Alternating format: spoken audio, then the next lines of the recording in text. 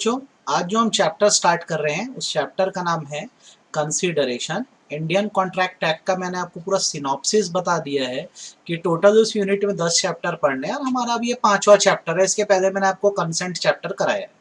तो कंसीडरेशन के बारे में आप कुछ चीजें जान लो। लीगल टर्म्स में कंसीडरेशन को कहा जाता है क्विड, QUID, क्विड प्रो पियारो प्रो क्यो, ठीक है। और जनरल मीनिंग में कहा जाता है या जनरल टर्म्स में कहा जाता है समथिंग इन रिटर्न। हिंदी में बदले में कुछ लेना देना, ठीक है। सेक्शन जो इसका है वो सेक्शन है सेक्शन 2 सबसेक्शन डी, और इसका जो डेफिनेशन है सेक्शन 2 सबसेक्शन डी के हिसाब से वो ये है कि when at the desire of promisor, when at the desire of क्या promisor, the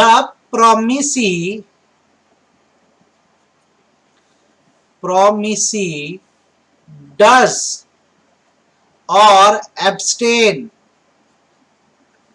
from doing something,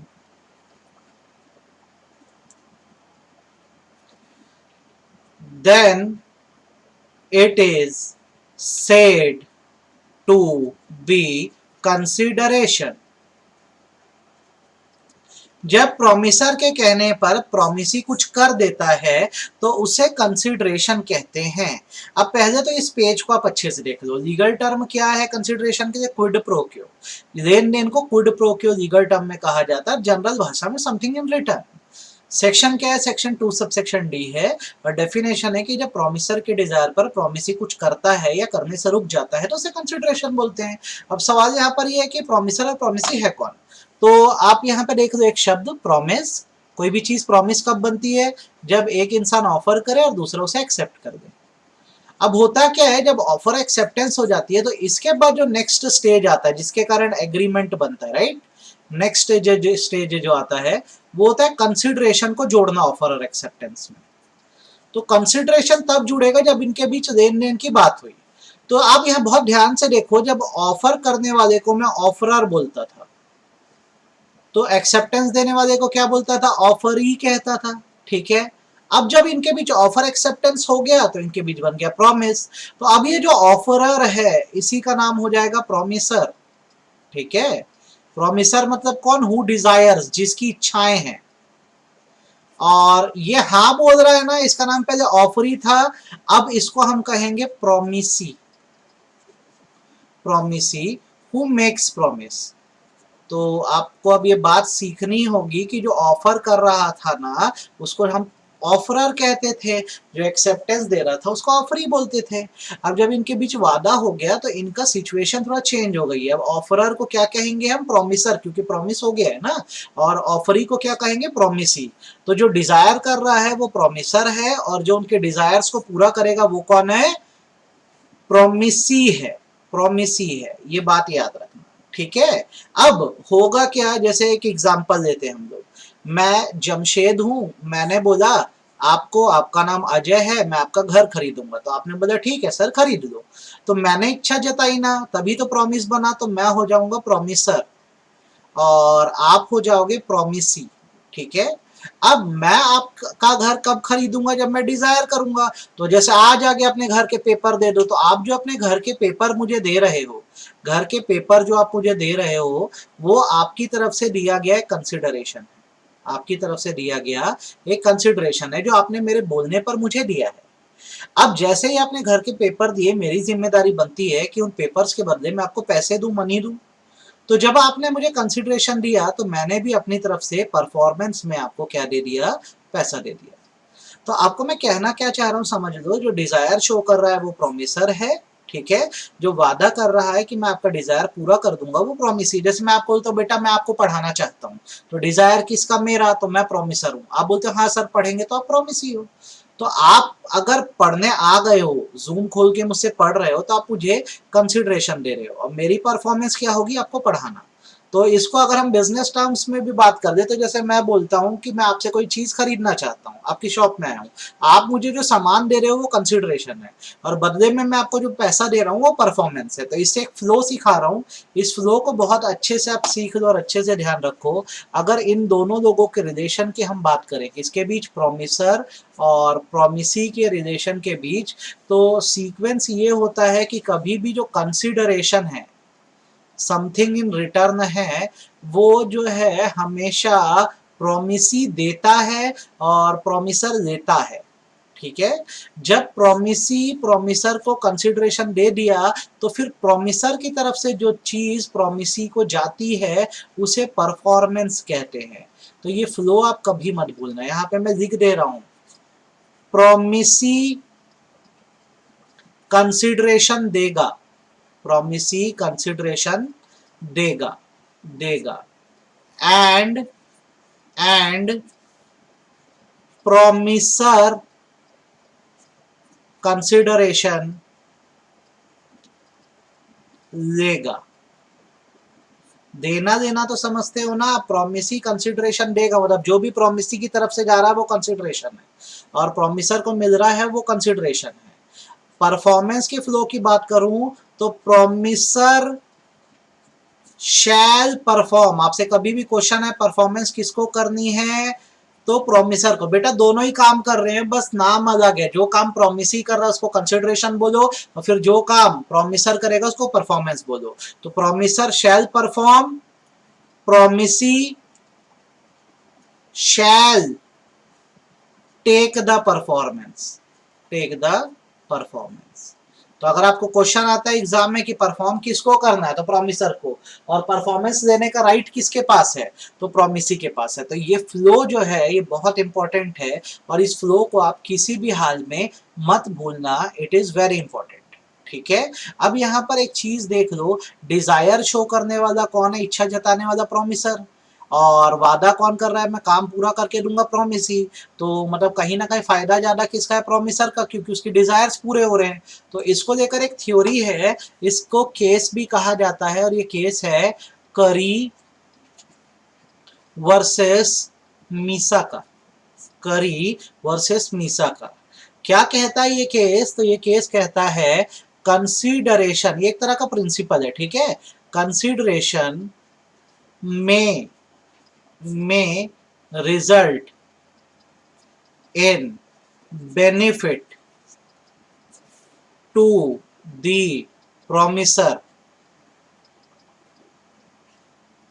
and detriment, detriment मतलब हार्डशिप होता है, हार्डशिप माने मेहनत, detriment to the promisee, promisee, ठीक है, और detriment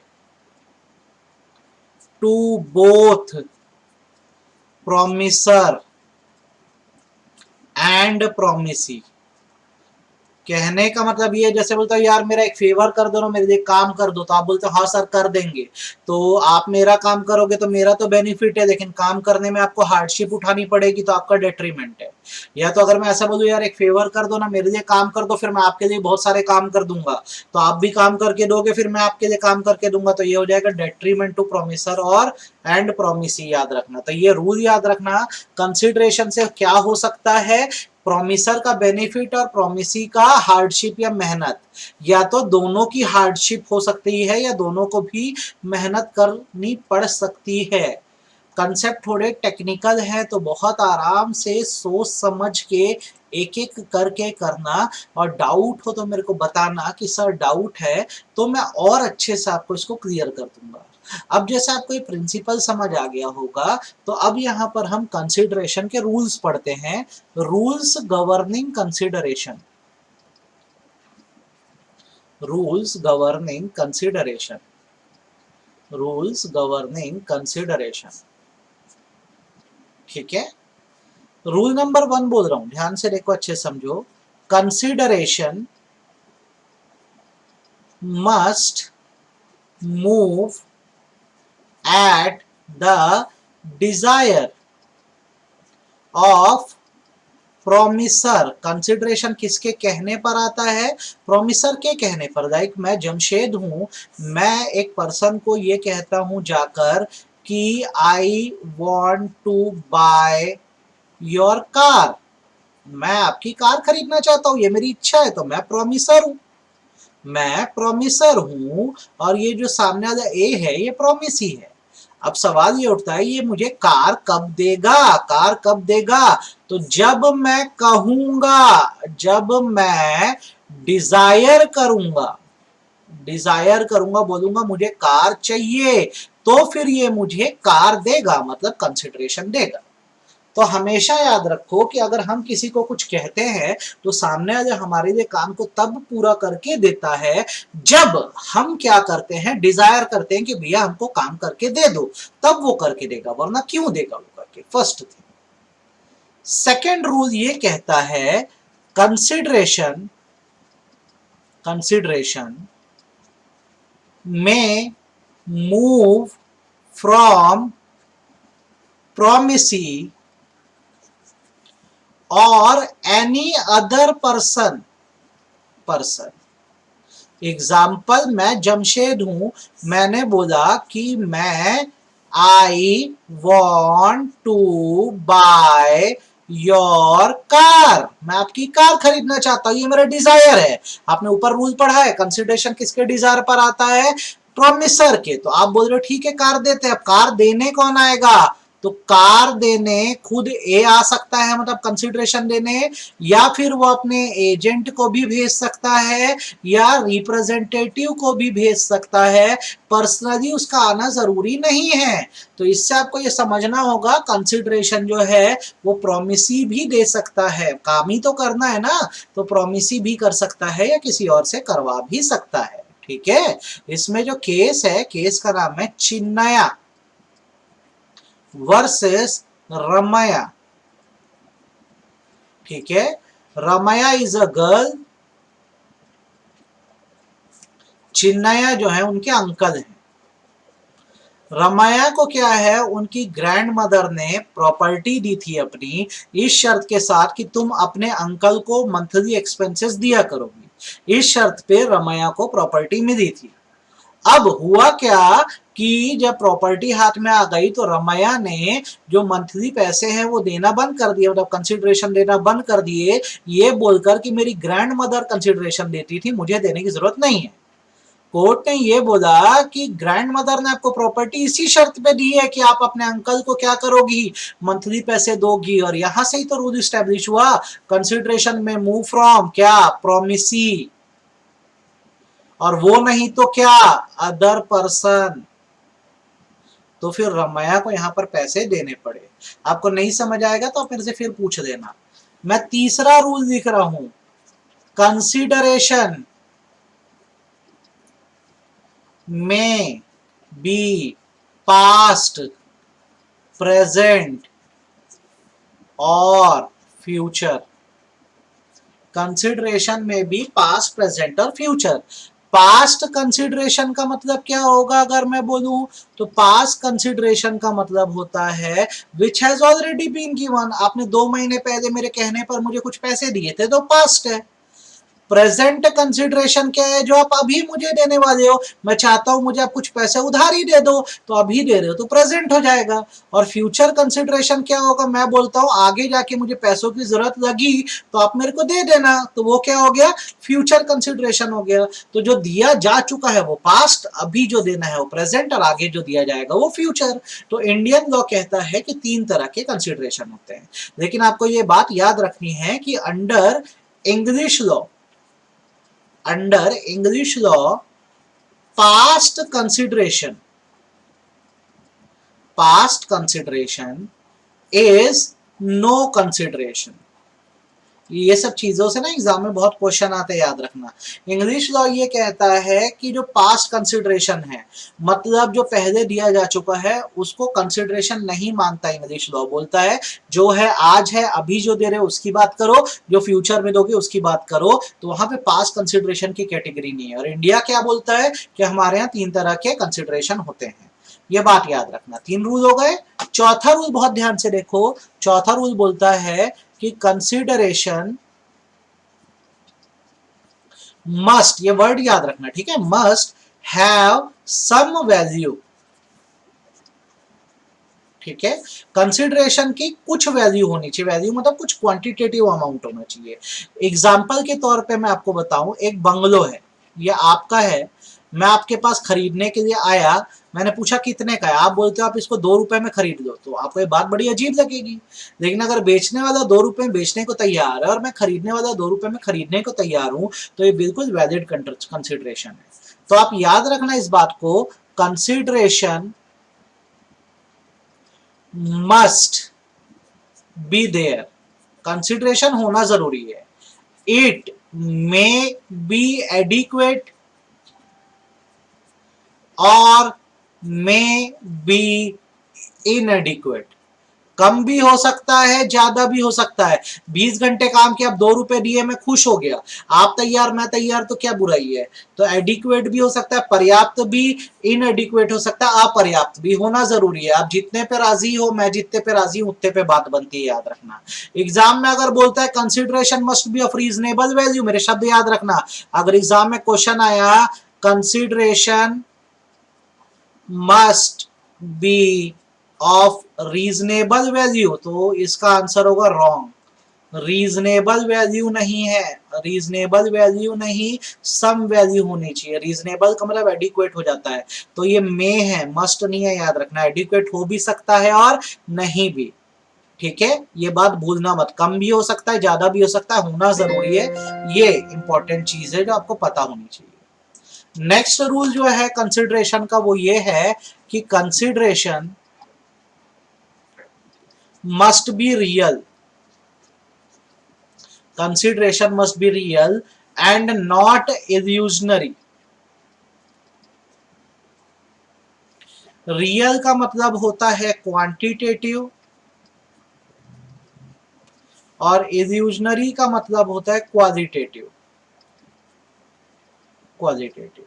तो लॉ ये कहता है बेसिकली कि कंसिडरेशन क्वांटिटेटिव टर्म्स में होना चाहिए, जिसको मेजर किया जा सके, क्वालिटेटिव टर्म्स में नहीं होना चाहिए। जैसे मैं जमशेद हूं, मैं कॉन्ट्रैक्टर को कहता हूं कि मुझे अच्छे से अच्छा घर बना के दो, बना के दो।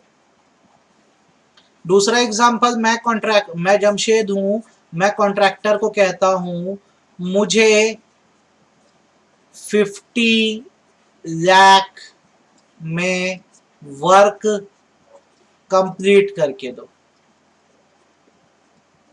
करके दो। तो ये वाली जो बात है यार, ये इल्यूजनरी, अच्छे से अच्छा की तो दुनिया में कोई डेफिनेशन नहीं है। ताजमहल भी बना दिए तो आप बोलोगे बिल्कुल अच्छा नहीं लगा। ये जब 50 लाख की बात आई तो ये क्या हो गया, रियल हो गया।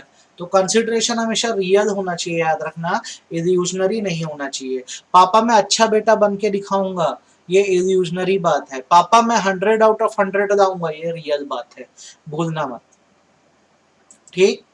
नेक्स्ट, ये आखिरी रूल है, consideration must be something other than promisors existing obligation।